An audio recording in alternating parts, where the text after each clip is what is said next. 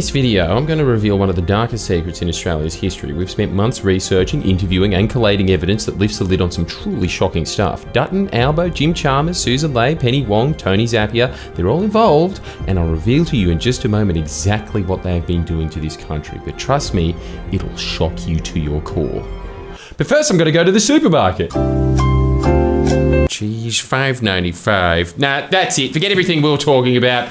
We're going to do supermarkets. Yes, supermarkets. I'd like to say love them or hate them, but these days people really hate them. And it was only last year that Coles and Woolies were some of the most trusted companies in Australia. Talk about falling off. They're going to have to do a hell of a lot better than a random collection of Olympians to win back the hearts of Australians. And no, they've still got Curtis Stone. We're back. 6 months ago, I made a video about Coles and Woolies and how they were screwing over everyday Aussie battlers by hiking up the price of basic goods and blaming the war in Ukraine for it.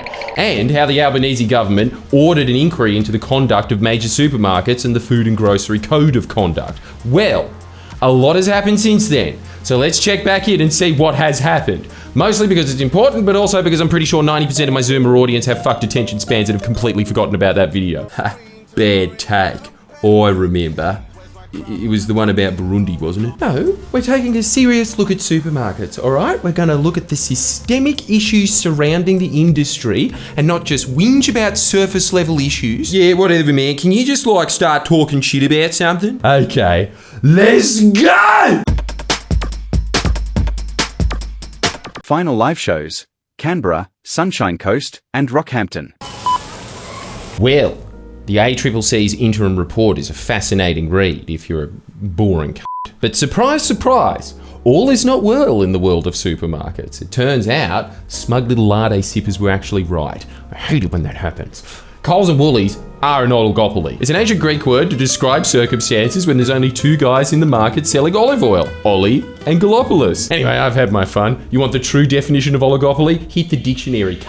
Here's the hard truth. Currently, around 67% of all supermarket retail sales are made at a Coles or a Woolies. To put that in perspective of just how far ahead of the rest of them they are, the next largest competitor is Aldi. They make up 9% of retail sales. Turns out Aldi doesn't even have stores in Tasmania or the Northern Territory, which is a bit crazy to think about, isn't it? Nobody's talking about people in Palmerston and Launceston who are missing out on those cheap knockoff bar fridges and TVs that are made in deep inland provinces of China, the places that Drew Pavlou thinks should be ceded to Israel or something. Think about that. The good people of Ulverston are completely unaware of the sweet, delicious taste of Knoppers. The biscuit that tastes stale even when it's fresh.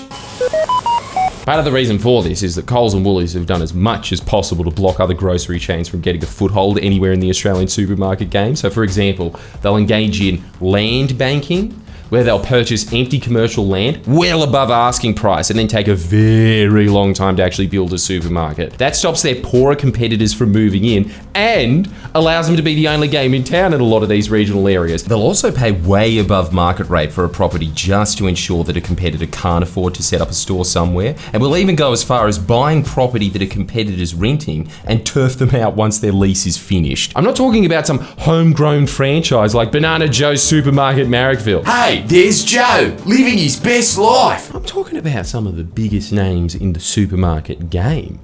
They failed to break into the Australian market. Costco have been trying to crack it for decades now. They've only got around 16 stores, all located in the most inconvenient parts of Australia's major cities, and make up a statistically irrelevant amount of sales. Well, it depends on how you're looking at the stats, really, because if you're looking at volume, they sold one of these. They're on the map. Actually, I do have some advice for Costco, though. If you want to crack into the Australian market, maybe get AJ, Big Justice and the Rizzler to go to Sydney and do a boom or doom with Kyle and Jackie O. I'm telling you, that would be ratings bonanza.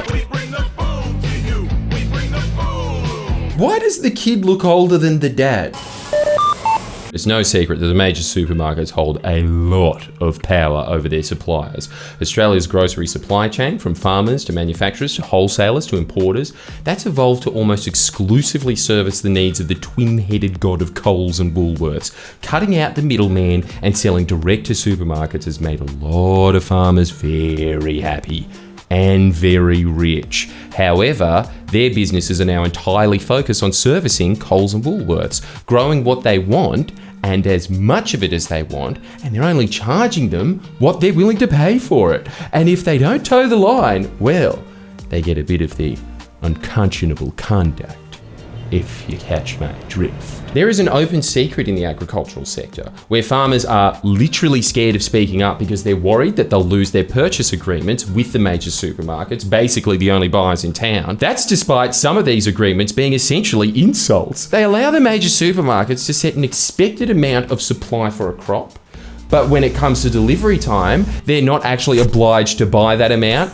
or pay any set price. And most farmers very strongly believe that the supermarkets are doing this on purpose because they know the supply market like the back of their hand. Retailers can dictate the supply and therefore the demand and consequently the price. As a result, smaller farms are selling up, and the number of farms in Australia have almost halved over the last 40 years. And what's crazy is the Nationals, you know, the party that supposedly knows what to do when it comes to regional Australia, haven't really said much about the issue. They didn't seem to know what to do when they were in government, despite being given several recommendations by the ACCC on solutions to issues like dairy farmers being forced to sell milk to processors at a loss and have it sold in supermarkets for less per litre than water. But I can let them off on that because, you know, the Nationals have had a pretty busy 4 decades.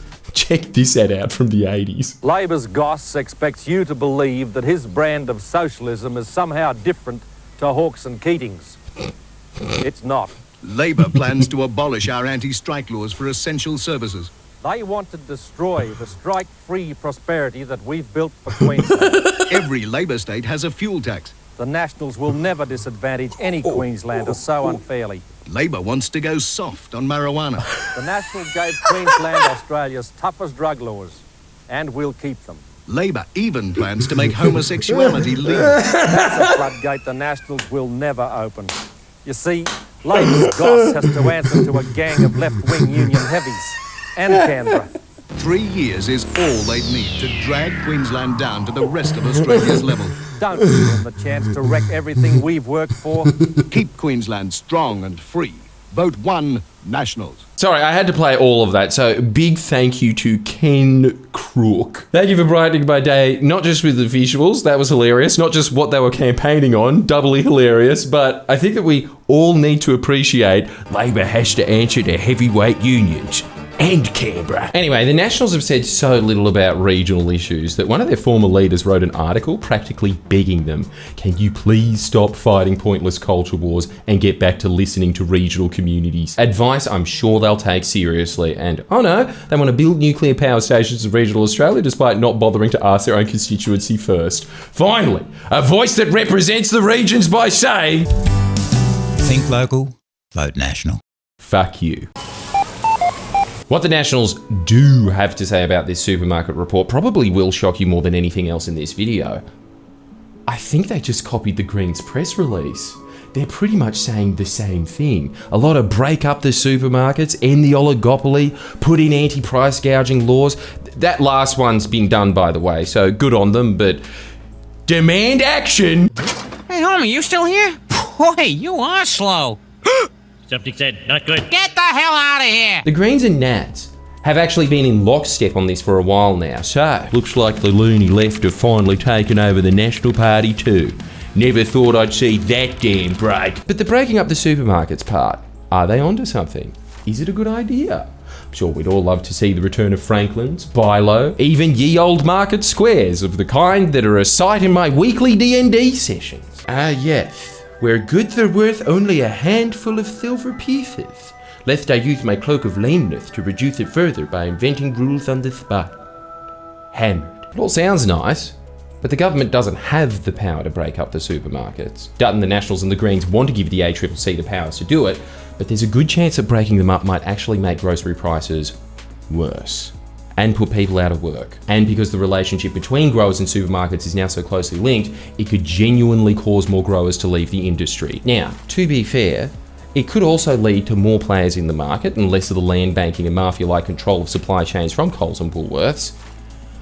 But that is a fraction of the problem. One thing people don't often talk about is that Coles and Woolworths aren't really just supermarket companies, they're retail giants. Their level of control over the Australian retail market extends far beyond groceries, so owning telcos, insurance companies, household goods, Pet shops, financial services. You want a Coles credit card? No. How about joining Woolworths customer-owned bank? You only have to be an everyday rewards member to join. How about a food service company? Woolworths Group recently bought one, which means that they don't just own the supermarkets that sell you the stuff, they own a company that delivers and supplies the stuff to the supermarkets. How about milk? A few years ago, Coles Group purchased a couple of milk processing facilities, which they use to process milk that gets sold on their own shelves. That means they are no longer buying milk to put in supermarkets. They are buying milk far up the chain, so they are paying far less for the milk to process. You see how the issue is a lot more complicated than just breaking up Coles and Woolies. If the government wants to really break up the supermarkets, they also have to break up all the other companies that they own across the supply chain. And every one of those breakups comes with huge economic and industry risk.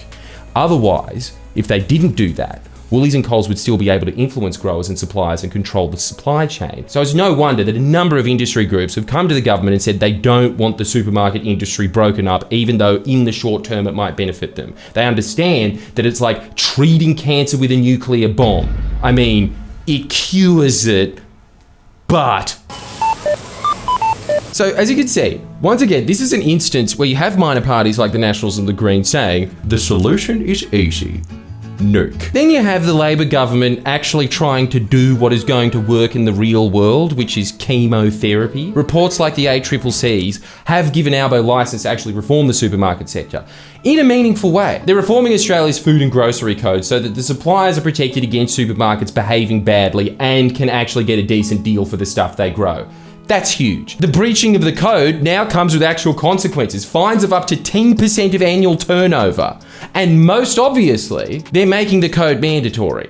You heard that right, by the way. There wasn't already a mandatory code in place to prevent this type of exploitative behavior by the supermarkets or provide any protection to consumer suppliers or growers. That is exactly why it's important to have Labor in power. Making the code mandatory is an obvious solution to this problem that was pointed out to the government via an industry review that they are now going to implement. I know that it sounds simple, it sounds as boring as daytime TV, but like a lot of government solutions that actually work, it works. You think about splitting up the supermarket sector does sound good. It does get the blood pumping, but like most, why don't you just do X points? The reason you don't do X is because it creates a whole other raft of problems from supply chain to employment to distribution. But what you can do, what would help massively is change planning laws so that supermarkets can't land bank. Check. While we're at it, why not try actually funding the ACCC so that it can be a real watchdog against the supermarkets? Already done. I feel like I'm saying this a lot lately, but these sledgehammer ideas with zero nuance, these policies, they're not really policies, they're headlines. And you know how you can tell they're not workable? Because the Nationals were in government for 10 years. What, they needed another term to do it? Come on, it's not a solution, it's a headline. Bring on the chemotherapy. Stop being obsessed with nukes.